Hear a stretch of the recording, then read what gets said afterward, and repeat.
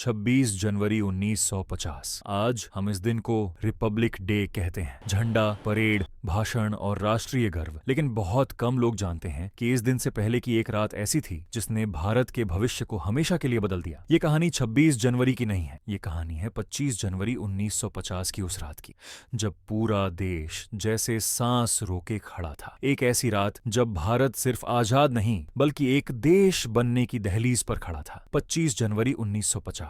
दिल्ली की सड़कों पर अजीब सी शांति थी। न कोई जश्न था, न कोई नारा, न कोई आतिशबाजी। आज की तरह नहीं, जब रिपब्लिक डे से पहले शहर रोशनी से भर जाते हैं। उस रात दिल्ली बहुत ज्यादा शांत थी, इतनी शांत जैसे शहर खुद किसी बड़े फैसले का इंतजार कर रहा हो। लोग जानते थे कि अगली सुबह कुछ ऐतिहासिक होने वाला है, लेकिन किसी को यह अंदाजा नहीं था कि उस रात देश के भीतर क्या चल रहा है और ये सुबह कितनी भारी होकर आने वाली है। भारत आजाद हुए 2.5 साल हो चुके थे, लेकिन आजादी के बावजूद भारत अब भी अधूरा था, क्योंकि आजादी मिल जाना और देश बन जाना ये दो बिल्कुल अलग बातें होती हैं।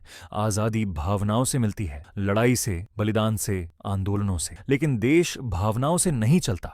देश कायदों से चलता है, नियमों से चलता है, कानून से चलता है। और भारत के पास अब तक अपने कानून नहीं थे। भारत अब भी ब्रिटिश कानूनों के सहारे चल रहा था। ऐसे कानून जो भारत के लिए नहीं बने थे बल्कि भारत पर राज करने के लिए बनाए गए थे। भारत को अब अपने नियम चाहिए थे, ऐसे नियम जो हर नागरिक को बराबरी दें, ऐसे नियम जो धर्म, जाति, भाषा से ऊपर हों, ऐसे नियम जो सत्ता को इंसान से नहीं कानून से बांध दें। और यही वजह थी कि संविधान सिर्फ एक किताब नहीं था, वो भारत के भविष्य का नक्शा था। लेकिन 25 जनवरी 1950 की रात तक वो नक्शा पूरी तरह तैयार नहीं हुआ था। यही वो सच था जो इस रात को इतना भारी बना रहा था। उस रात भारत के लाखों घरों में लोग कुछ सो नहीं पाए। कई घरों में रेडियो चल रहा था। रेडियो उस समय इंटरनेट था, टीवी था, खबरों की इकलौती खिड़की था। बार बार यही कहा जा रहा था कि कल भारत गणराज्य बनेगा। लेकिन इस उम्मीद के साथ एक डर भी था, क्योंकि देश नया था, भरोसा अभी बना नहीं था। लोगों के मन में सवाल थे, क्या ये देश टिक पाएगा? क्या कानून सच में सबको बराबरी देगा? क्या अब हिंसा रुकेगी? क्या अब आम आदमी सुरक्षित होगा?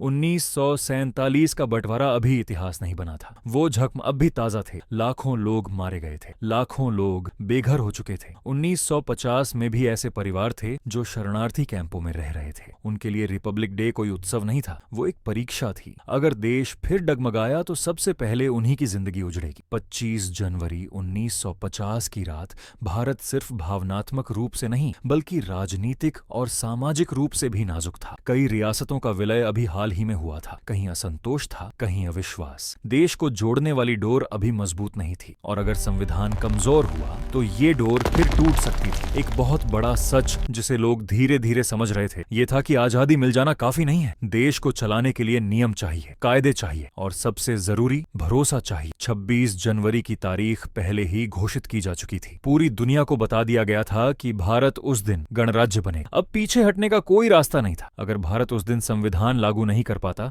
तो ये सिर्फ देरी नहीं होती, ये साबित करता कि भारत तैयार नहीं है, और दुनिया यही मान लेती कि इतने विविध लोग एक साथ नहीं रह सकते। 25 जनवरी की रात सिर्फ भारत ही नहीं जाग रहा था, दुनिया भी जाग रही थी। अमेरिका, ब्रिटेन, सोवियत यूनियन, सबकी नजर भारत पर थी। बहुत से लोग पहले ही कह चुके थे कि ये देश टूट जाएगा। अब भारत को गलत साबित करना था या सही। उस रात एक डर सबके मन में था, जिसे कोई जोर से नहीं कह रहा था। अगर हम असफल हुए तो क्या होगा? क्या देश फिर टूटेगा? क्या हिंसा लौटेगी? क्या लोकतंत्र मर जाएगा? यही डर उस रात भारत की हवा में था। 25 जनवरी 1950 की ये रात अभी खत्म नहीं हुई थी। असली कहानी अभी शुरू होने वाली थी, क्योंकि दिल्ली के एक कोने में एक इमारत ऐसी थी जहां उस रात नींद गुनाह थी, जहां हर शब्द इतिहास बनने वाला था, और जहां भारत का भविष्य एक मेज पर फैला हुआ था।